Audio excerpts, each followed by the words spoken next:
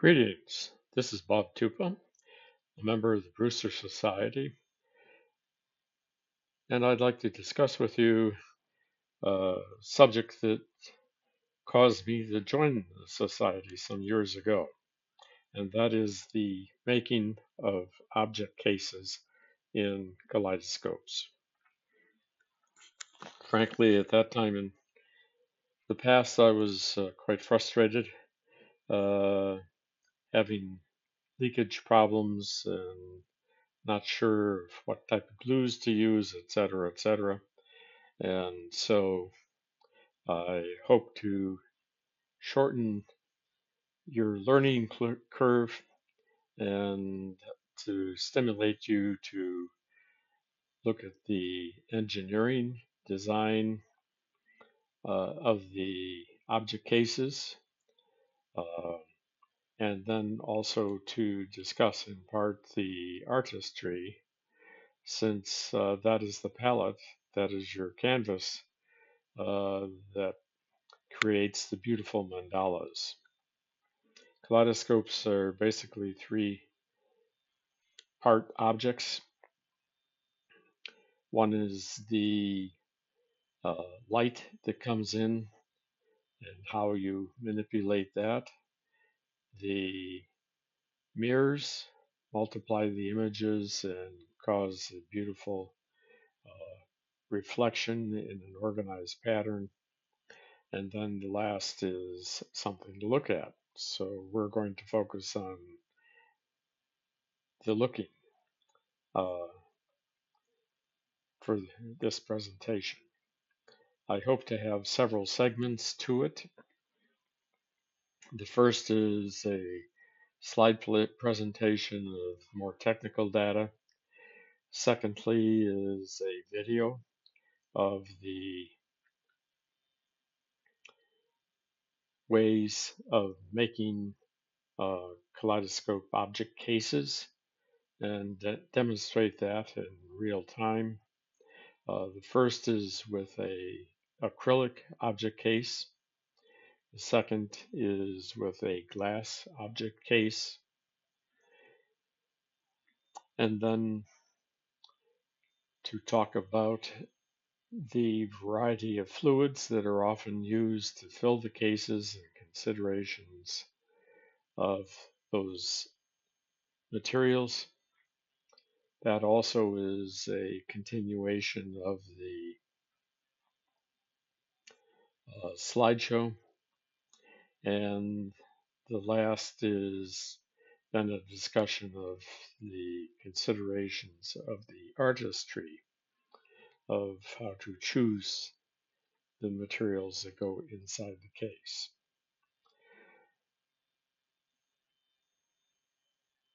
So for the first subject that is dear to my heart is that of safety.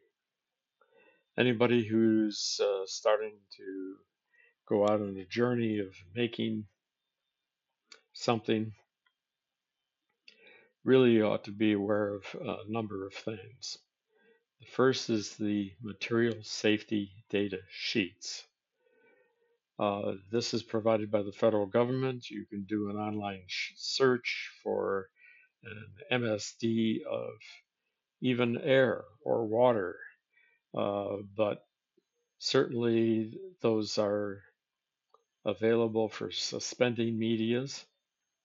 They are also available for the solvents, adhesives, uh, which are perhaps the largest risk to the maker, since there's a lot of volatile materials.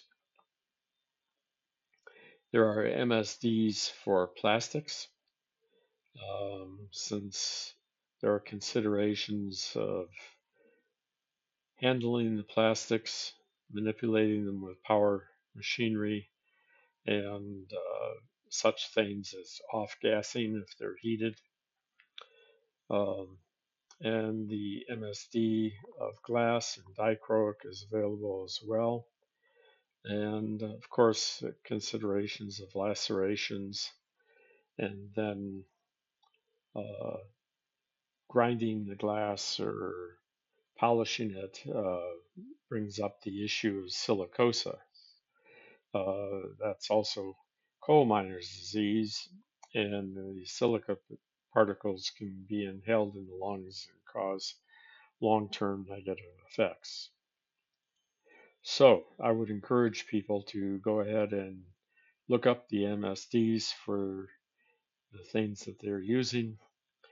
Sometimes there's a lot of very helpful information uh, about the characteristics of the material itself that may help you uh, be more effective in using them. Other protections include face and eye shields, extremely important. Glues can get splashed using power tools. Pieces of things can be launched into space and uh, cause injuries. Gloves are a consideration. Perhaps nitrile gloves are preferential to latex. Some people are sensitive to the latex material itself. Nitrile type gloves avoid that issue, and they are also less pervious to materials like acetone and certain uh, vehicles that have paints, coloring agents, etc. So that's quite important. In the event that you're carving or manipulating or grinding, uh, then sometimes there are carving gloves that minimize the tendency to lacerations. Uh, Respirators are also a significant consideration. There are two basically type of filters. One is chemical, which will frequently reduce the exposure to volatile hydrocarbons. And then there's particle filters. So things again like the ground glass or uh, dust with sanding wood. There are certain types of woods that are much more sensitizing and allergy producing, so respirators help minimize that. Ventilation is a key consideration since if you supply a positive source of fresh air, uh, that minimizes the requirement for the respirators. Uh, there are sometimes ventilating hoods, vacuum systems, etc., that provide fresh air to the artist. Tools, saws, kilns, lathes, torches, drills, routers, grinders, etc., are all potentially hazardous, and familiarize yourself if you're using any of those devices as the proper, safe approach to their um, usage. Fire extinguishers are another consideration, especially if you're doing torch work. Um, but even so, if you're working in an enclosed space, I have a fire extinguisher on each of the two exits to my shop. We also have a central fire detection system linked to a security system. A unique situation is that of pregnancy. Some people who are potentially pregnant um, or trying to get pregnant or in the early phases of pregnancy have a higher sensitivity to the toxicities and side effects to the materials and glues, and paints, etc. So uh, that requires additional investigation. Safety from the user point of view is perhaps far less. Um, a individual who picks up a kaleidoscope and casually is looking in for a brief period of time has minimal exposure. Allergies possibly could be a concern. Again, if the materials are made of latex, or some people have nickel allergy with metal um, alloys, glass, uh, more so than acrylics, may have material hazards if it's dropped, broken. People are subject to lacerations, etc.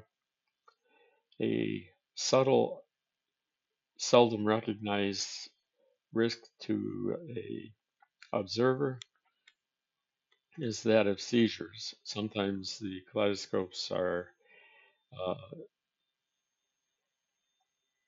electronified or have lighting sources that flash or uh, cause bright lights in a rhythmic fashion.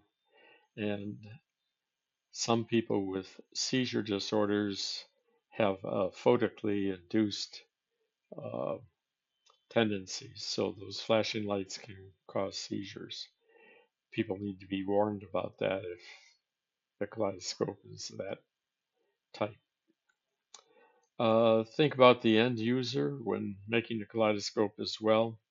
Uh, Children tend to experiment more, be a little bit more energetic with the devices than adults, and so there may be design considerations there. But let's look at the different types of um, things to look at. Um, the first is that of discs, whether they're made of stained glass, epoxy, acrylic materials. These are often attached at the end of the kaleidoscope and rotate um, with a person's hand and cause very interesting images.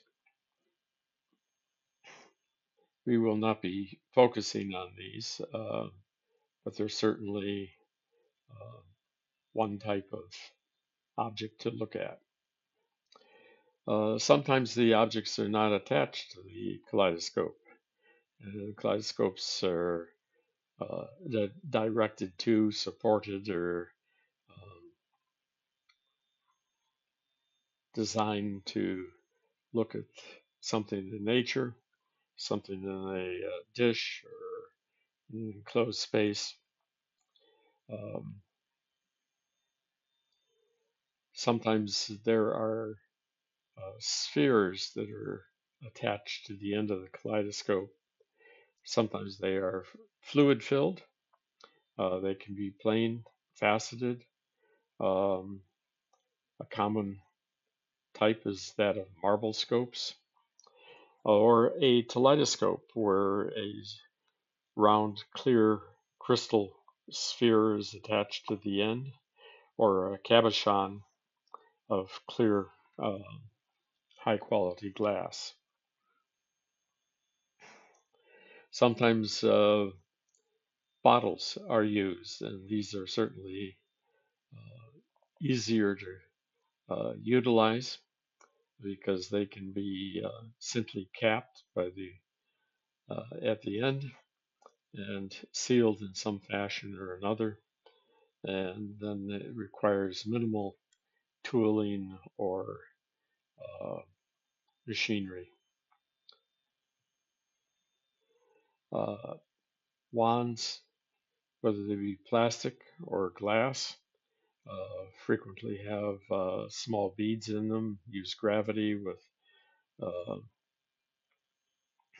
in a fluid suspended media. Uh, they can be quite sparkly, and when the material goes to the end of the tube, you just turn it around and you can rotate the tube to get different images. However, what we're going to be talking about first is that of acrylic or plastic object cases. They're frequently made from rigid tubing, and there's basically two types of acrylic material: cast and extruded. Cast material is formed by putting a liquid media in a mold and then allowing it to harden. The advantage of that is it has no stress inherent to the material as it's curing or solidifying. Um, the material is more homogeneous in its character. Uh, Extruded acrylic is usually from a base material that can be pellets heated to moderately high temperature and then put under extremely high pressure through a die and pushed out the end, perhaps in the formation of a tube. With the heat and mechanical manipulation, there's inherently stresses included in the wall of the material with that manufacturing technique. So the fact that one is got an inherent stress included in it and the other doesn't uh, changes the characteristics to cutting, drilling, tapping, rounding, etc. Uh, the extruded material is usually more brittle, more subject to fracture or cracks, more subject to crazing, which is where a solvent comes in contact with the surface and a spider-like network of micro cracks is had on the exposed surface of the acrylic material. So frequently, cast type of acrylic is preferential since it can be manipulated with power tools, uh, hand tools, etc., uh, with less consequences uh, in the final product. Uh, there's another technique of joining the acrylic materials together. It's ultrasonic welding that gives a very nice bubble-free weld and joins the materials so it becomes one entity, uh, just as the weld-on solvent. Usually when bonding two materials together, A and B, you use a glue, which is a third substance that has a attractive quality to the A and B materials, but it's still independent from that and does not uh, become a single entity. Whereas the weld-on uh, cement dissolves the surface acrylic material on both the A and B components, bonds them together, and they again form a uh, single material without a glue in between. Uh,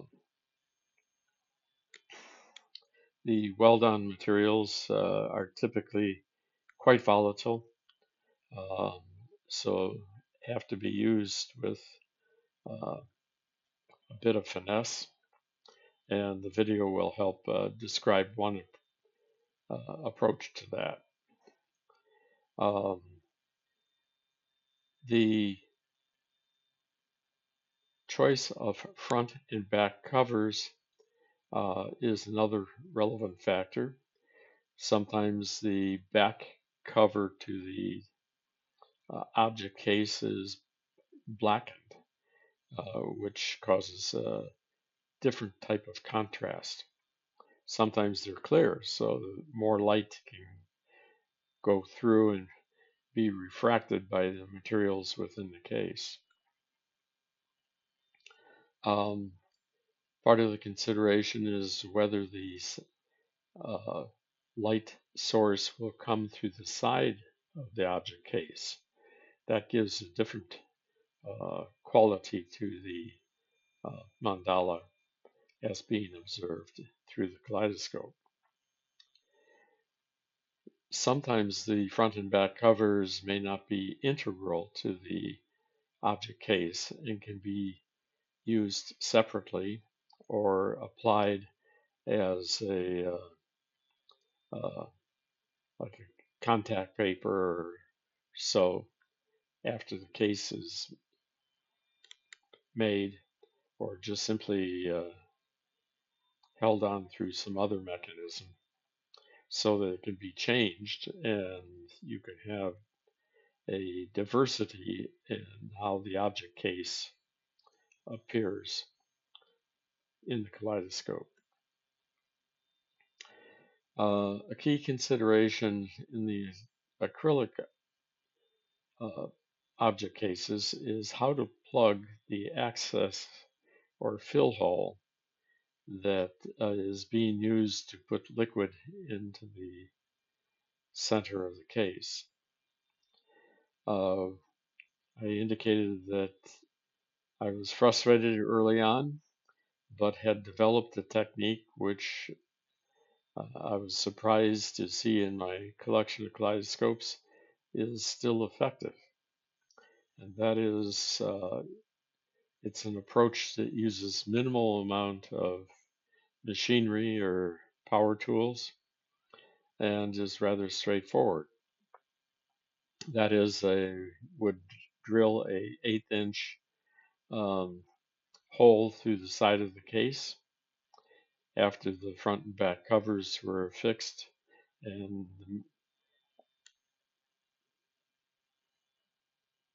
the uh, contents were already enclosed.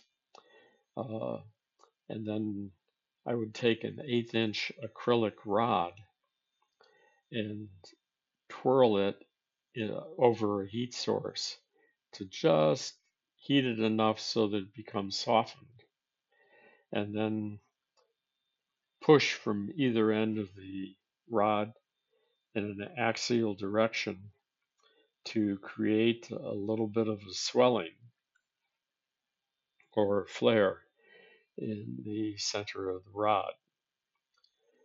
That gave a taper so that when the rod was inserted into the fill hole, that it would have a tight bonding.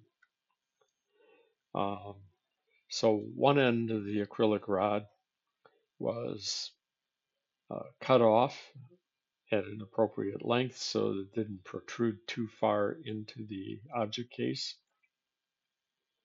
And the weld-on material was put into a smaller container so that that rod with the flare into it could be immersed into the weld-on material to soften it and dissolve the surface of it.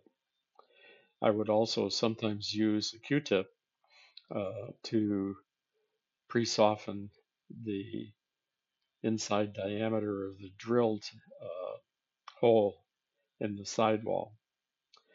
Then at an appropriate time where the rod was soft enough, just simply insert that into the hole with a little bit of a twist and then just let it cure and harden.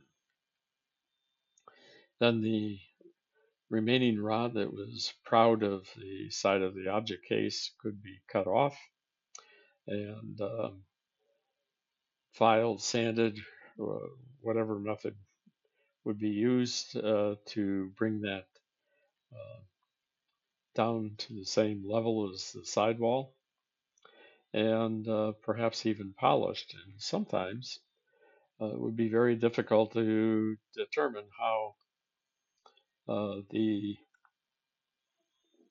materials were filled without an apparent access hole.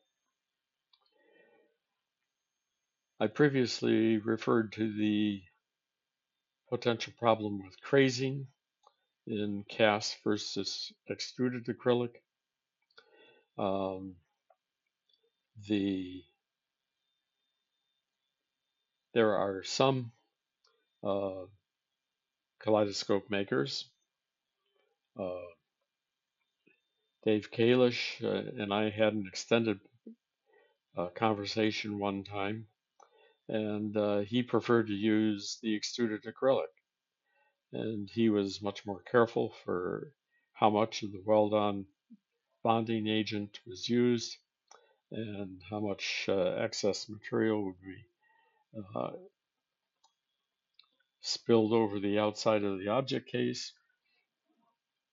But he felt that he was very pleased with um, using only extruded acrylics and just taking a little extra care in the assembly of the materials. Uh, this is relevant particularly from the fact that extruded acrylic tubing is substantially less expensive than cast. So there's definitely a cost consideration here, and it depends upon how much, I suppose, of a commitment to somebody making object cases there is. Uh, it certainly wouldn't be unreasonable to attempt a few cases using acrylic materials and see how well you can be successful in doing so, and then kind of so-called graduate to the cast materials uh, and proceed however you feel best. Um, there was also some discussions we had uh, with a member of the society, David Branch, and he had done some extensive research into bonding agents, etc. Weldon makes a number 40 uh, material, which is actually a two-part uh, bonding, so that there's a small amount of a catalyst that is mixed with the main material. And although that's not necessary for routine everyday use, the consideration there was how do you bond together in an optically clear, bubble-free environment 2 layers of, say, quarter-inch or half-inch thick acrylic, so you get a single apparent thickness, and then that material can be machined, say, on a Rose engine or a lathe and carved out without the layers being evident. That again is another expensive intervention, but it's available for people that are interested in experimenting. At this time, I would recommend going to part 2 of this presentation, which is a video, and that summarizes the technique that Randy and Shelley Knapp um, were teaching to society members. It's more of a quick overview, but it's actually showing the making of acrylic cases, and hopefully that will be of great help to you. So proceed to part 2. Then the other option is you can go directly to the separate video on glass object case making. That again is a technique established somewhat by trial and error. It has some advantages since the uh, case does not have drilled access holes, is hermetically sealed, and so that if somebody cares to use uh, glycerin, uh, that can be a reasonable, fairly viscous material to be included on the interior. The glycerin cannot be used or should not be used with an acrylic object case uh, since it absorbs water through the acrylic material over a long period of time, and so therefore will expand the volume inside, increase the internal pressure, and cause the object case to fail. So without further ado, please proceed to part 2 and or 3 to check out the videos. Thank you.